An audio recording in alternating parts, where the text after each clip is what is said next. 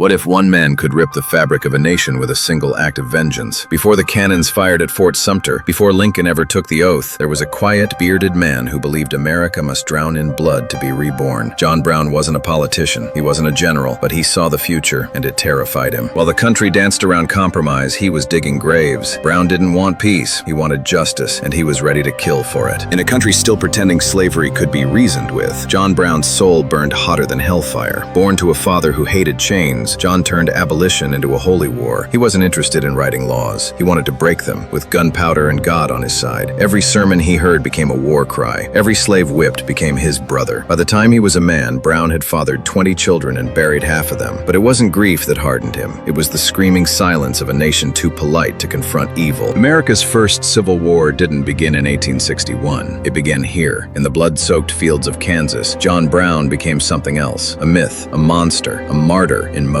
5 pro-slavery men were dragged from their homes and hacked to death. No jury, no warning, just cold steel in the night. Brown didn't flinch. He called it divine retribution. The world called it insanity. But Kansas wasn't a battleground to him. It was a proving ground. And the message was clear. If the government wouldn't punish slaveholders, then God would, with John Brown as his blade. While others prayed for a slow solution, Brown was crafting revolution in silence. He believed slavery would never die peacefully. It had to be murdered, and he would be the executioner. His plan wasn't politics. It was war, full of secret meetings, forged alliances, and a blueprint to bring the South to its knees. He courted wealthy abolitionists in Boston, sharpened tactics with freedmen in Canada, and wrote letters like war scrolls. Brown wasn't dreaming. He was drafting prophecy. To him, every failed compromise made his path holier. He wasn't just preparing a raid. He was preparing a reckoning. It was supposed to be the spark that ignited the apocalypse. On a moonless night, 22 men crossed into Virginia to burn slavery to the ground. They seized a federal arsenal. Brown believed the enslaved would rise, but they didn't. Instead, the U.S. Marines came, led by Robert E. Lee himself. The raid failed, but its echo would shake the continent. Brown held out for 2 days in a firehouse, bleeding and preaching as the walls closed in. He refused to surrender until the last. He believed death was victory if it turned a cowardly nation into an army of conscience. Chained and bloodied, John Brown faced trial like a prophet condemned. He spoke not to save himself, but to damn the nation. "You may dispose of me," he told the court, "but this is only the beginning." The judge gave him a noose. History gave him immortality. Brown knew exactly what he was doing, lighting the fuse beneath the American dream. While others wept or screamed on trial, Brown stood serene, quoting scripture and martyrdom. He used the courtroom as a pulpit, and though his body was bound, his voice rang louder than 1,000 sermons ever could. On the day of his execution, Brown dressed like a man attending his own resurrection. He wrote letters from death row. He read his Bible, and then, calmly, he walked to the scaffold. No fear, no apology, only prophecy. His body would hang, but his voice would haunt the Union forever. School children in New England wept. Slaves whispered of deliverance. In Richmond, men polished their rifles. John Brown wasn't just dying. He was dividing a nation with every step he took toward the rope. And in his silence, he thundered louder than any army could.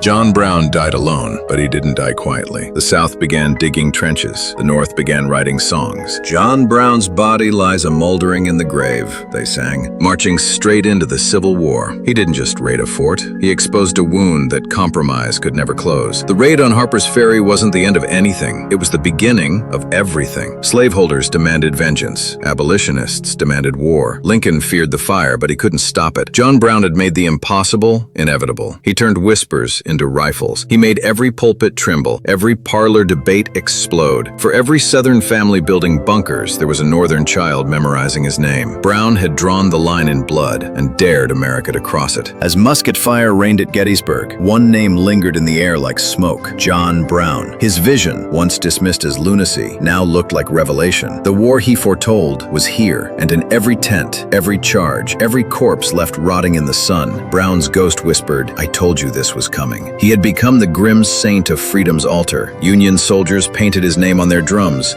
Rebel generals cursed it in their sleep. Even in death, Brown stood tall, demanding that the blood he spilled at Harpers Ferry not be spilled in vain. He had never commanded an army, but his spirit marched in every regiment that dared to fight for emancipation. He had never worn a uniform, yet his sacrifice stitched itself into every blue coat worn by a soldier who believed slavery must end, no matter the cost. Is there a place in history for men who kill in the name of justice? For John Brown, there had to be. He shattered laws to uphold morality. brutality. He brought violence in the name of peace. To some, he's a terrorist. To others, a saint, but no one forgets him. His life asks a brutal question. If the law protects evil, is it your duty to destroy the law? Brown is not a relic. He's a mirror. Every generation must decide, will we be the country that crucifies John Brown or the one that follows him? And long after the war ended, his shadow remained, not in statues or holidays, but in every moment a conscience is tested by cowardice. He is the fire that never cooled, the wound that never closed, the prophecy America keeps trying to ignore. If you believe history still has voices worth hearing, if you believe courage deserves to be remembered, then subscribe, like, and share this story, because silence is complicity, and stories like John Brown's must never be forgotten.